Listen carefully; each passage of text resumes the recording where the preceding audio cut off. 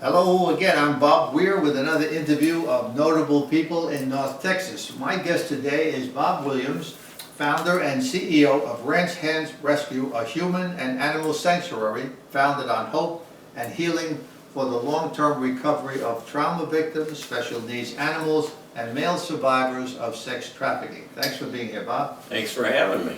If you would begin, please, by telling our viewers something more about Ranch Hand Rescue. Sure, be happy to. So we started in 2008. We started saving animals, and I wanted to develop a sanctuary for special needs animals because there wasn't one.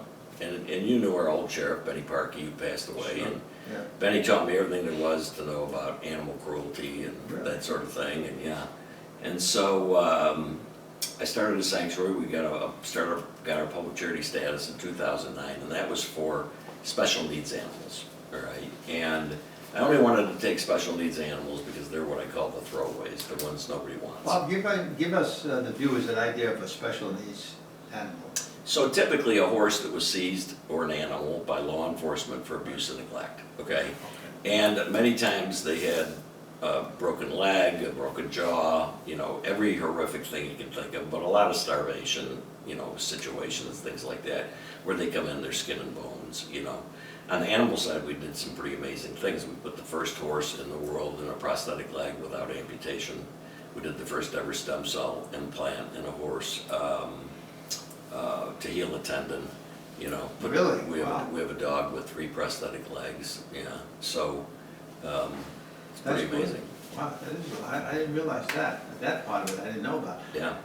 Bob, you have a national education program to educate the public on the sex trafficking of boys. Can you tell us about that? Sure.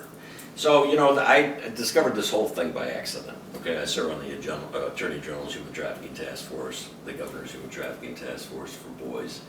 And I just asked a question one day, you know what I mean, if there was an issue with boys being sex trafficked. And I was asked to look into it.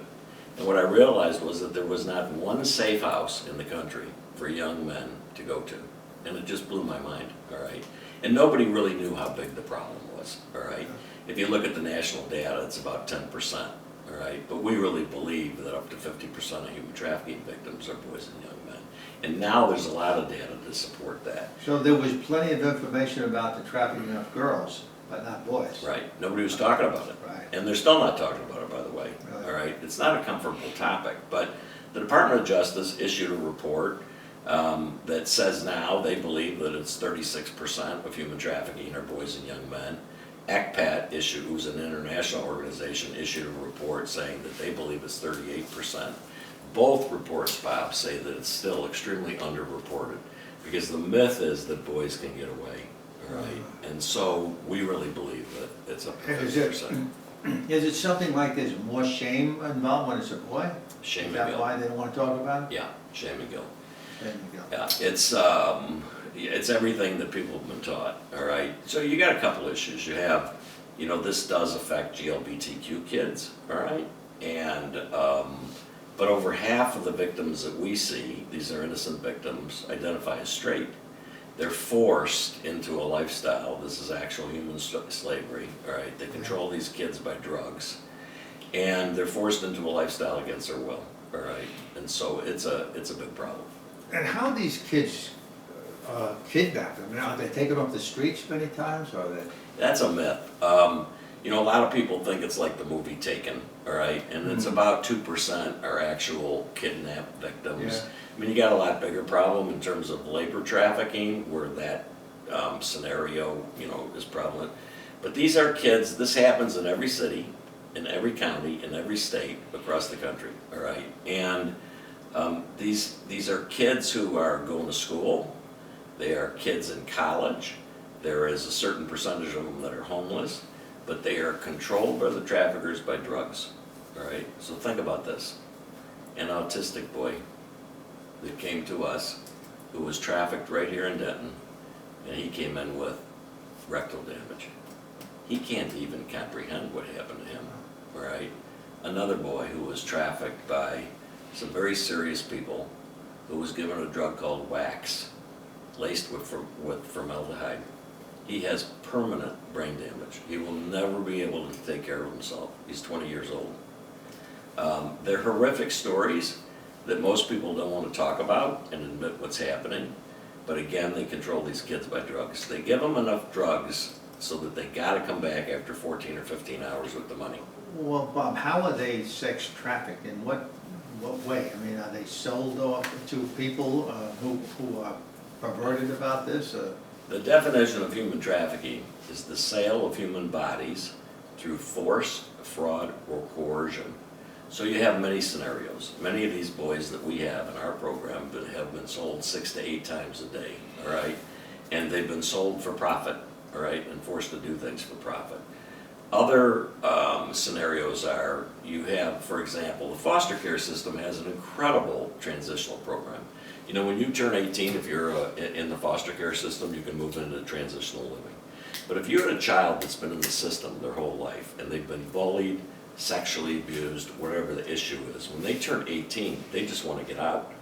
And what happens, Bob, is that they go out on the streets, they don't have any skill sets, they don't know how to apply for a job. They don't, in most cases, have a driver's license or a car. They don't have, do they have any education?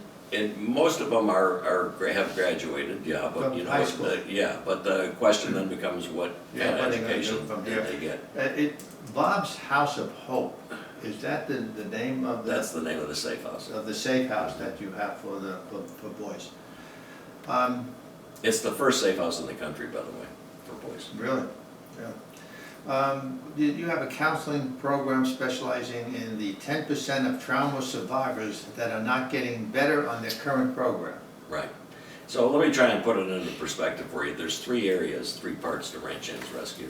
The first is the animal sanctuary program, all right? And what I discovered was, because I'm a survivor, as you know, I'm also an addict. I've been clean and sober now for over half my life.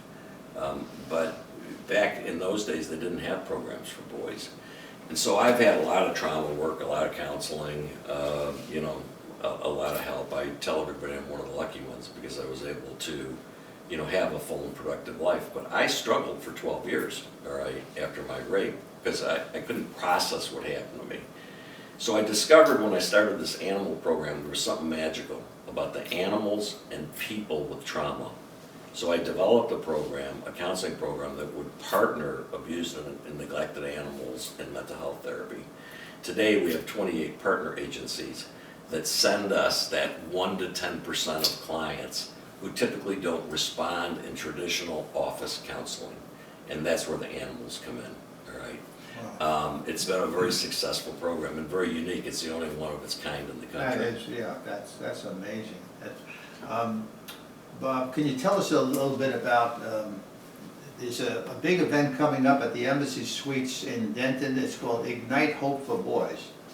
Tell us a little bit about that. That's you have Tim and Beth Parker will be speaking, right? They're Right. guest speakers. Right, there are honorary chairs this year. Oh, so wonderful. we're hoping that we sell a lot of tables and a lot of tickets, all right? I'm sure you will. But we have Ruta Lee coming in, who you know, is an old-time Hollywood actress who really is old-time Hollywood royalty. You know what I mean? Yeah, And still I'm to this familiar day, with her. yeah, she's amazing. And we have some NFL players. Chad Henneys is going to be there, and some others. And we're going to announce in the next couple of weeks some other celebrities that are going to be there.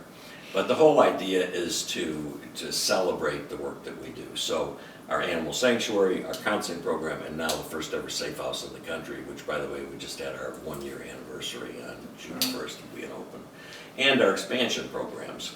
So this is on September 17th at the Embassy Suites in Denton. Yes. And I'll have more information on this on the written portion. Right. I see we're being grabbed by the clock. Yes, we're so- running out of time because you give me a microphone and I can go It's on all and on right. and We got a on. lot of information in here and there'll be more on the written portion. How can people donate to Ranch Hands Rescue? Well, you can buy tickets to the gala, all right, on our website, www.ranchhandsrescue.org. Yeah. Or you can, there's a donate button if you'd like to donate. We also have an Amazon wish list of things that we need for the house and that sort of thing. And our counseling program, Bob, you know, is free or subsidized always for innocent victims. We specialize in kids that have been sexually abused or sex trafficked. because, you know, I couldn't process what happened to me as a teenager. I couldn't imagine a 6-year-old, a 10-year-old. But 20% is what we call other, which is adult sex trafficking victims, veterans with severe PTSD and anxiety. We have counseling for police officers and law enforcement. So it's a very well-rounded program. Bob, you know, you've done a marvelous job of this. It's a real blessing to have someone like you handle this. You know, I keep getting amazed at the things that you're doing, that continue to grow, and we're looking forward to this event as well. So I want to thank you for the interview and for all the lives you've saved with Ranch Hands Rescue. Thank you, Bob. Thank you, sir. It's an honor that you'd have me. Thank you. It's my honor. And thank you for watching.